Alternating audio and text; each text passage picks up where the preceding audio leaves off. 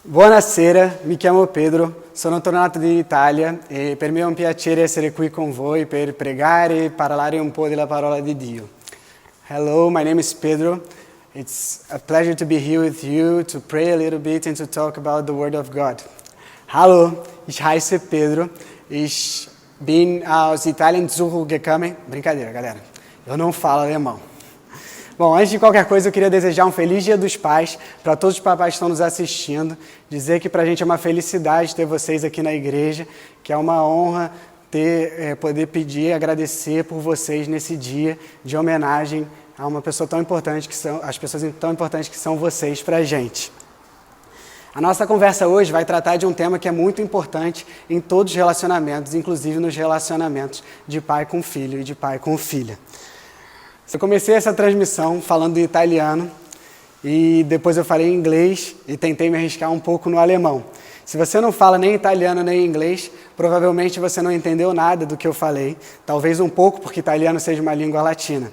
E se você não fala alemão, assim como eu, se eu falasse alemão, você ia entender menos ainda. E a gente vai falar um pouco disso hoje, sobre a nossa dificuldade de entender quando as pessoas falam com a gente alguma coisa diferente ou quando a gente fala com pessoas diferentes, sobre a nossa dificuldade de comunicação. Como às vezes é difícil de falar e parece que a gente está falando uma língua diferente das outras pessoas. Mas antes disso, vamos voltar lá para o início. Boa noite, é um prazer estar aqui com vocês nessa igreja maravilhosa. Eu me chamo Pedro. Eu faço parte da ICF Rio quase desde seu início, lá em janeiro do ano passado. Fui passar uma temporada na Itália e agora estou aqui de volta com vocês. E para mim é uma felicidade muito grande poder compartilhar essa palavra com vocês e poder compartilhar um pouco do que Deus tem colocado no meu coração durante o isolamento e durante essa pandemia. Hoje nós vamos falar sobre nada mais, nada menos que línguas e amor. Só que a gente não vai falar em línguas, e eu não vou ficar aqui fazendo um estudo teológico sobre amor, sobre eros, ágape, nem vou falar de uma forma tão subjetiva sobre o amor de Deus. A gente vai falar sobre linguagem e sobre comunicação, sobre como se fazer entender para o outro e sobre como entender o outro, principalmente quando o outro é uma pessoa diferente da gente. Hoje a gente vai ver como é difícil se comunicar com aquelas pessoas que pensam diferente da gente. E a gente vai ver que esse problema não é um problema só dos nossos dias de hoje. Pelo contrário, a gente vai ver que em toda a história bíblica a gente encontra diversos momentos em que a comunicação e a linguagem foi um problema não só entre os homens, mas também na relação de Deus com o homem e de como o homem conseguia entender a palavra de Deus. Apesar da gente descobrir que a gente está tratando de um problema presente em toda a história do povo de Deus, a gente tem que pegar essas histórias e olhar para os dias de hoje. Isso é algo que eu adoro fazer. Mais do que ficar tirando uma doutrina específica da Bíblia, eu gosto de ler as histórias, de ler aquilo que Deus falou com o seu povo e tentar pegar esses ensinamentos e trazer para como isso pode me ajudar a ser mais parecido com Jesus hoje. O mundo que a gente está vivendo está se tornando cada vez mais complexo, cada vez mais plural e cada vez mais interligado. Isso faz com que a gente tenha que lidar com gente mais diferente da gente, com gente que fala diferente da gente, com gente que pensa diferente da gente e às vezes com gente que fala até uma língua diferente. E eu não estou falando especificamente de idioma, porque às vezes é muito difícil falar mesmo com aquela pessoa que fala o mesmo idioma com a gente, com pessoas próximas, pessoas que falam a mesma língua que você. Me diz aí, você nunca conversou com alguém da sua família sobre religião, sobre política, sobre economia ou sobre futebol. E você tentou explicar, tentou argumentar tudo da melhor maneira que você podia, deu a melhor explicação e a pessoa não entendeu. E no final das contas parecia que ela estava falando o maior dos absurdos para você. Ou para a gente trazer mais para os nossos objetivos de hoje. Você, crente, nascido e criado na igreja, ou uma pessoa que se converteu e é profundamente envolvida com a sua comunidade, você não tem dificuldade em falar com as pessoas de fora da igreja? Ou você de fora? Você nunca teve dificuldade, ou nunca achou impossível falar com aquele seu amigo cristão evangélico? Ou ainda hoje, no meio cristão brasileiro principalmente, você não acha que às vezes você tem dificuldade de falar com aquele seu irmão na fé? Que às vezes parece que ele está falando alguma coisa que não se parece com a mensagem de Jesus e você não consegue reconhecer? Eu vou te dizer uma coisa, normalmente nessas três situações, provavelmente a outra pessoa acha que também é difícil falar com você. E Resolver esse problema e esse antagonismo é uma coisa muito difícil, mas hoje a gente vai tentar dar alguns passos para diminuir esse problema. Alguns passos na direção de Jesus para a gente tentar chegar a um lugar que seja mais próximo da palavra de Deus e a um lugar que seja mais fácil de entendimento com o outro. E apesar da gente não estar falando de idioma, propriamente, a gente vai começar com uma ilustração bíblica que é muito interessante. A gente vai começar com a história de Babel. E eu vou ler para vocês esses versículos. Lá em Gênesis 11:9 diz assim: No mundo todo havia apenas uma língua, um só modo de falar. Saindo os homens do Oriente, encontraram uma planície em Sinear e ali se fixaram. Disseram uns aos outros: Vamos fazer tijolos e queimá-los bem. Usavam tijolos em lugar de pedras e piche em vez de argamassa. Depois disseram: Vamos construir uma cidade com uma torre que alcance os céus. Assim, nosso nome será famoso e não seremos espalhados pela face da terra. O Senhor desceu para ver a cidade e a torre que os homens estavam construindo. E disse o Senhor: Eles são um só povo e falam uma só língua. E começaram a construir isso. Em breve, nada poderá impedir o que planejam fazer. Venham, desçamos e confundamos a língua que falam, para que não entendam mais uns aos outros. Assim o Senhor os dispersou dali por toda a terra e pararam de construir a cidade. Por isso foi chamado Babel, porque dali o Senhor confundiu a língua de todo mundo e dali o Senhor os espalhou por toda a terra. Vamos combinar que Deus não estava bolado só porque a galera estava construindo uma torre. O problema de Deus, e que talvez seja a interpretação mais clássica de Babel, é porque o homem queria ser Deus naquela construção. A tentativa da construção da torre era a tentativa de demonstrar a existência de um poder que se igualasse ao poder de Deus. E a gente não pode olhar para essa história e achar que a dispersão de Deus de todos pelo mundo ou a confusão das línguas seja algo positivo e algo que Deus queria desde o início. Se a gente voltar para a originalidade do Éden, a gente vai lembrar que a ideia original de Deus é que Adão e Eva e toda a sua criação vivessem em plena comunhão com Ele no paraíso. Porém, com a queda do paraíso, o homem e a mulher tentaram sempre pensar e saber o que Deus sabia. Orgulhosamente e enganosamente, todo dia o homem tem alguma pretensão de ser Deus. Mesmo após o dilúvio, na construção da torre, o homem não queria só se aproximar de Deus. O homem queria ser Deus. E por isso, Deus desce e faz a confusão das línguas e dispersa as pessoas pela terra. Deus entende que uma unidade de desígnios, uma unidade de comunicação entre os homens, que proponha só objetivos que não sejam os objetivos dele, é prejudicial para nós. Deus prefere que a gente viva uma diversidade, que a gente viva espalhado pelo mundo, do que a gente tenha uma unidade de desígnio que não sejam os planos dele. Deus sabe, desde o início, que a única pessoa capaz de unir os homens em uma só língua, em um só propósito, é Ele. E por isso que Ele decide confundir e espalhar as línguas pelo mundo.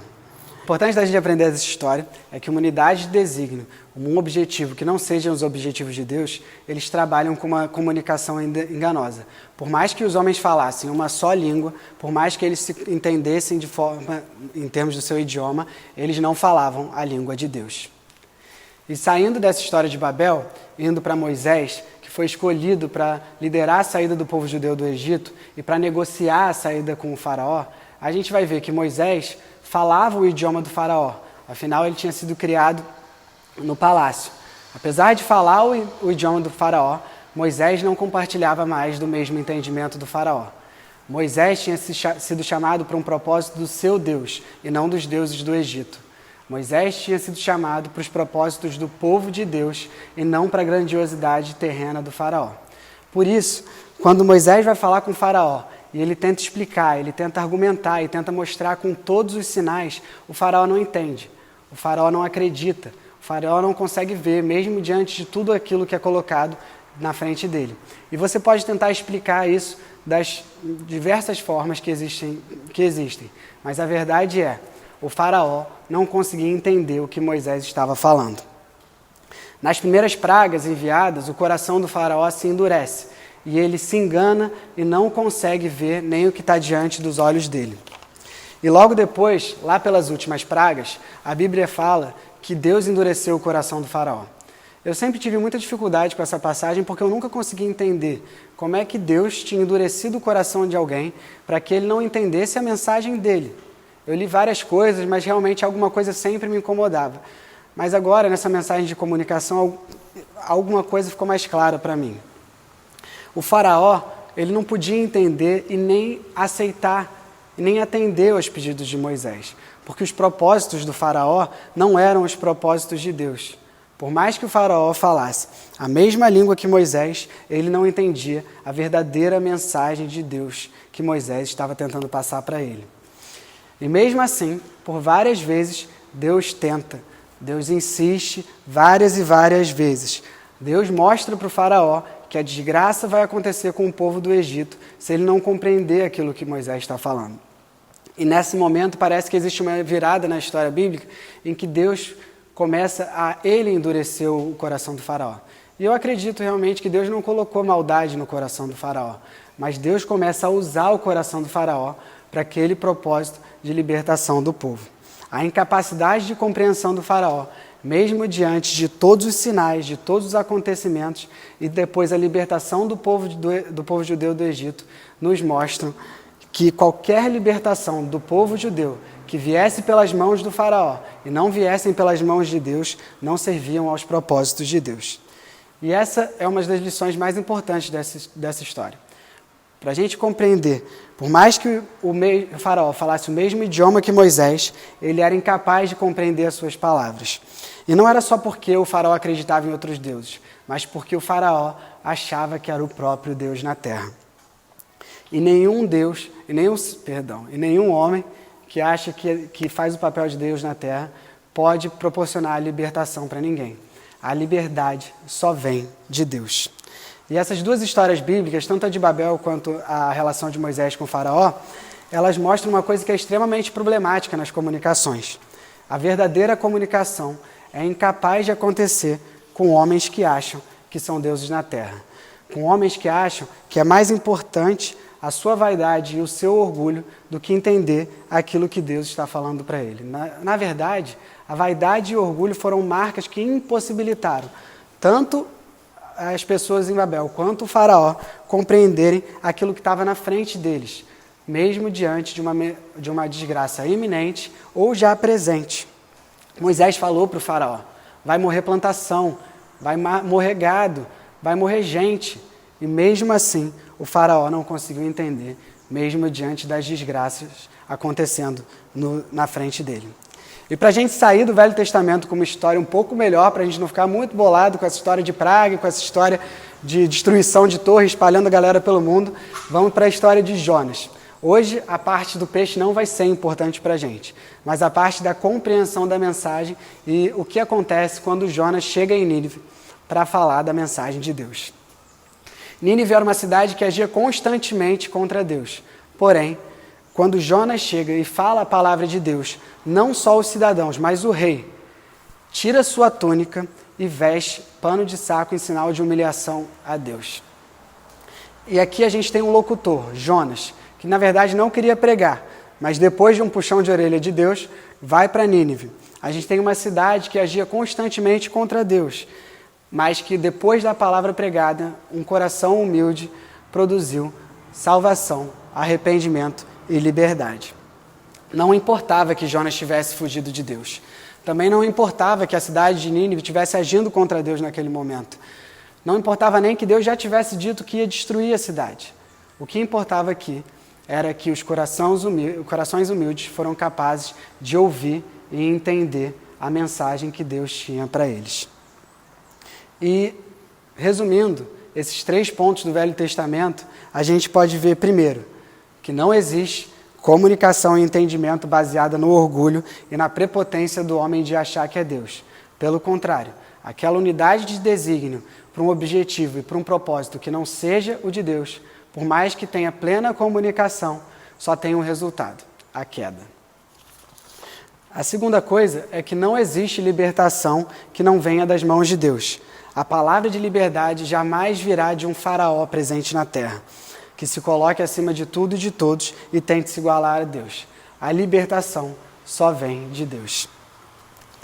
E, em terceiro lugar, aquela pessoa que às vezes a gente acha que não vai ouvir ou que a gente não quer falar, talvez seja a pessoa que a gente precise falar naquele momento e que tenha um coração humilde o suficiente para receber a palavra do Senhor, para se arrepender e para ser livre na palavra do Senhor.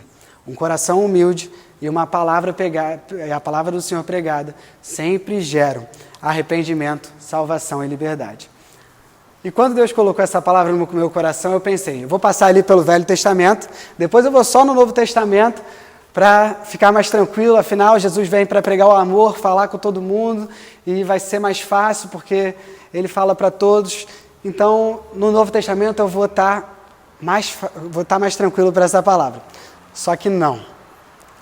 Ainda naquele tempo, algumas pessoas não entenderam o que Jesus tinha para falar.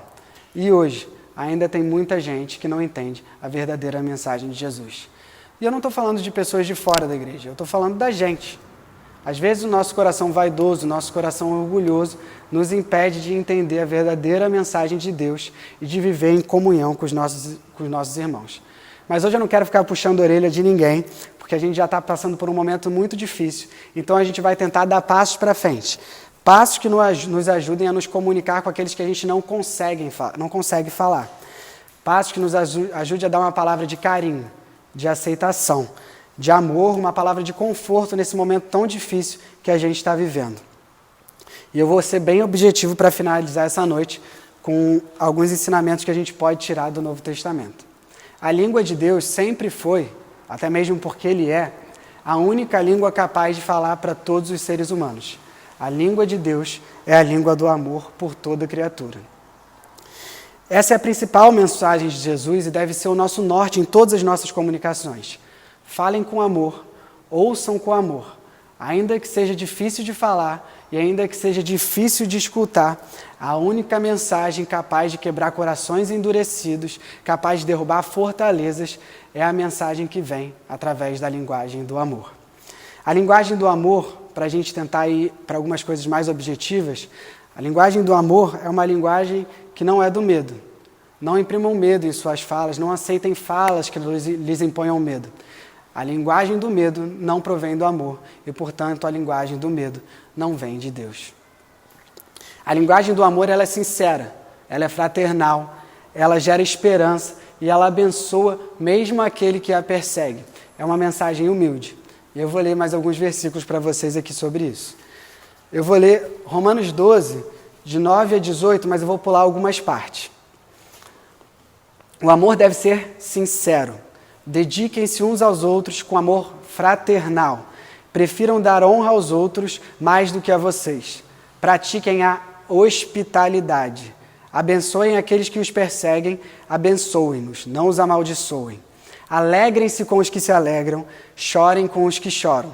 Tenham uma mesma atitude uns para com os outros.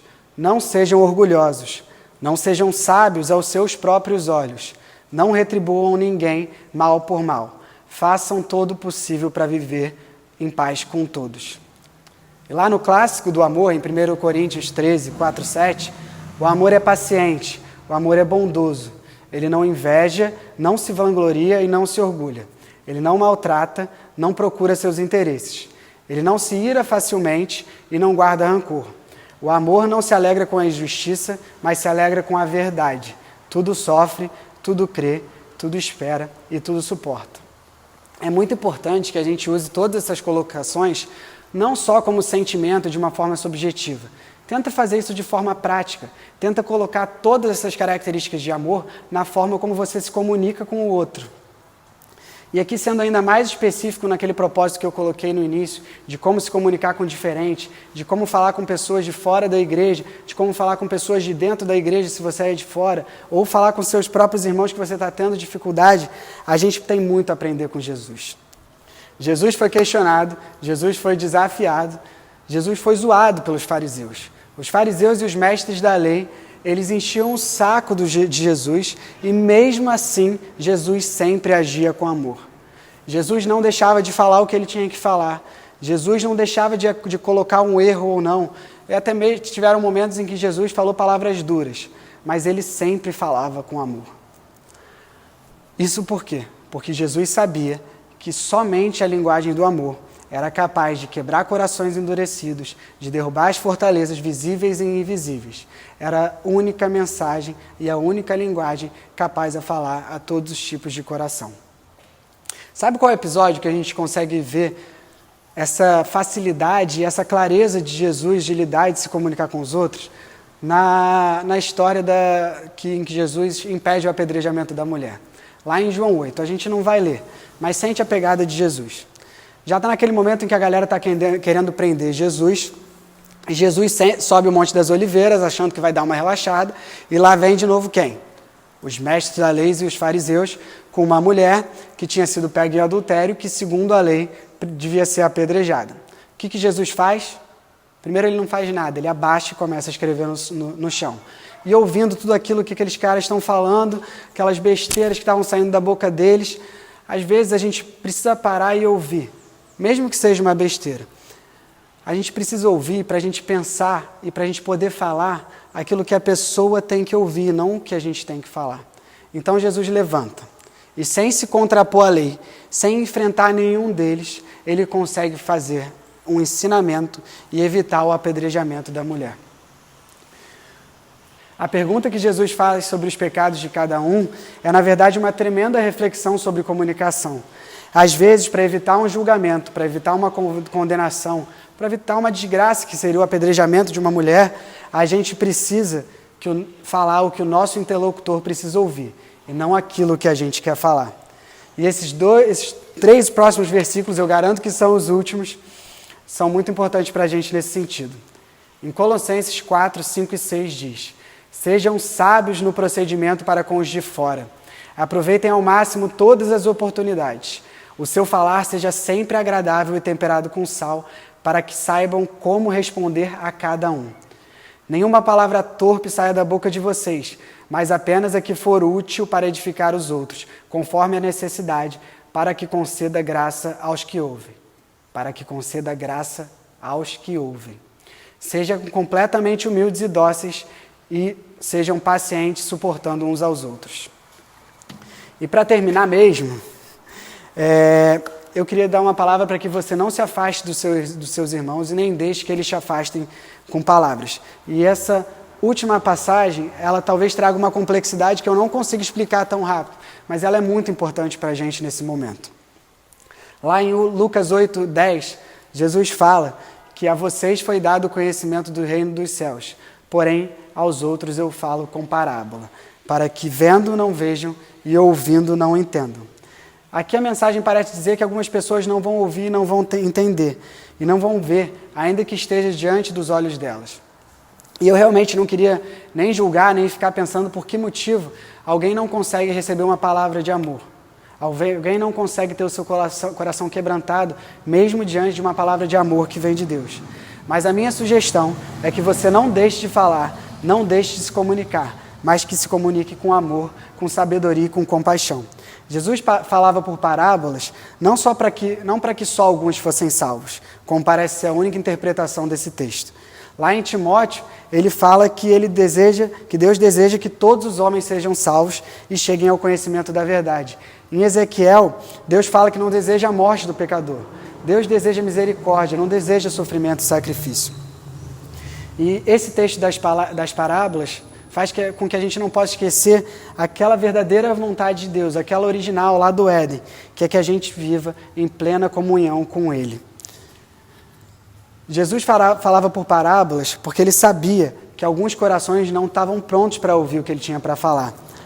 Com muito amor, Jesus tirava a objetividade da mensagem, a clareza literal da mensagem, para que todos pudessem escutar. E ainda que não estivessem preparados para aquela mensagem naquele momento, que não pudessem concordar com aquela mensagem naquele momento, não tivessem o coração completamente endurecido como o coração do faraó. Ainda que você não estivesse preparado para ouvir aquela mensagem, as parábolas faziam que a mensagem estivesse ali, mesmo para quem não pudesse entender. E quando seu coração for quebrantado, ela ainda vai estar ali, esperando para que você possa se aproximar. Seja assim também nas suas comunicações. Eu não estou imaginando que a gente aqui vai ter a capacidade e a santidade de Jesus, mas a gente pode tentar. Seja qual for o idioma que você fale, se comunique com amor, porque essa é a língua de Jesus. Não é nenhum segredo que o nosso mundo parece estar mais dividido do que nunca. Divisões políticas, religiões que pregam o ódio contra o outro. Parece que sempre tem alguma tensão no ar. Vamos lembrar que os seguidores de Jesus, eles não precisam ficar só repetindo versículos ou julgamentos em relação aos outros. Diante do diferente, não é o enfrentamento, não é a condenação, não é o discurso de ódio, nem o preconceito que vão ajudar a nossa comunicação com o outro.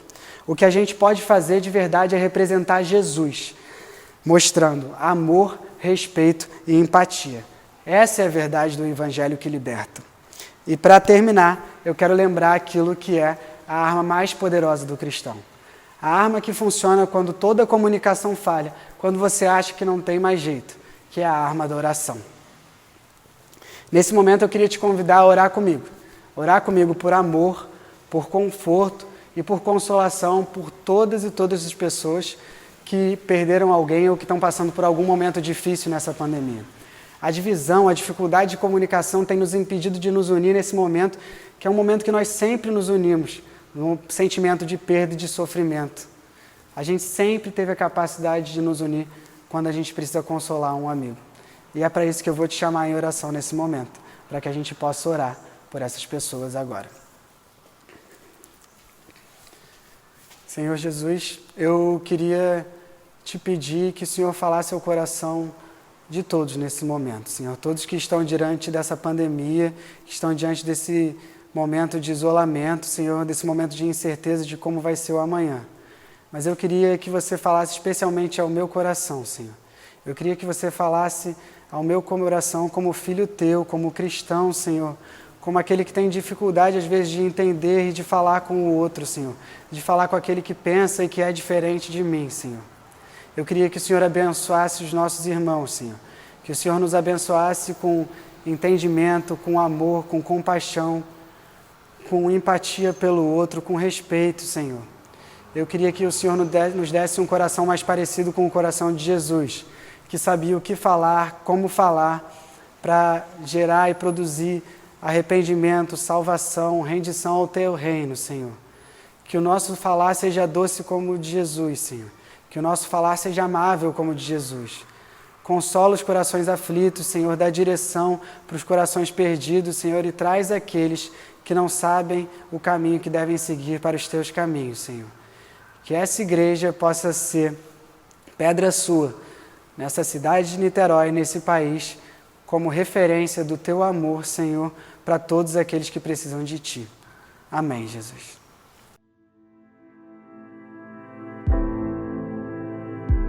Obrigada, Jesus, pelo Seu amor por nós. Te amamos, Senhor.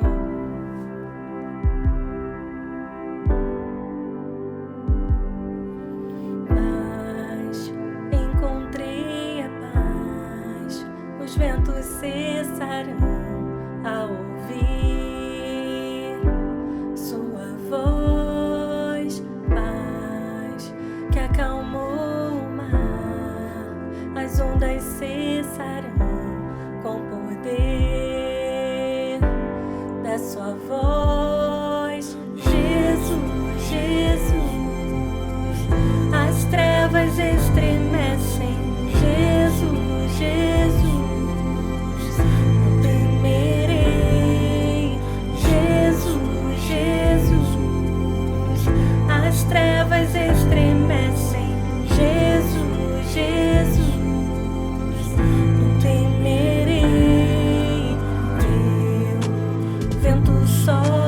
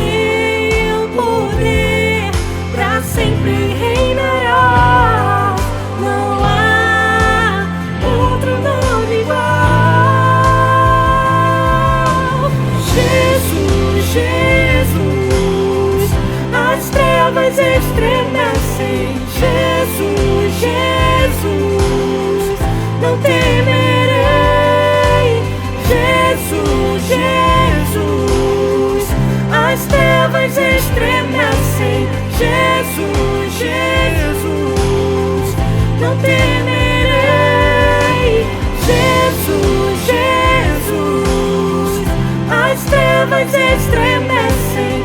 Jesus, Jesus, não temerei. Jesus, Jesus, as trevas estremecem. Jesus, Jesus, não temerei.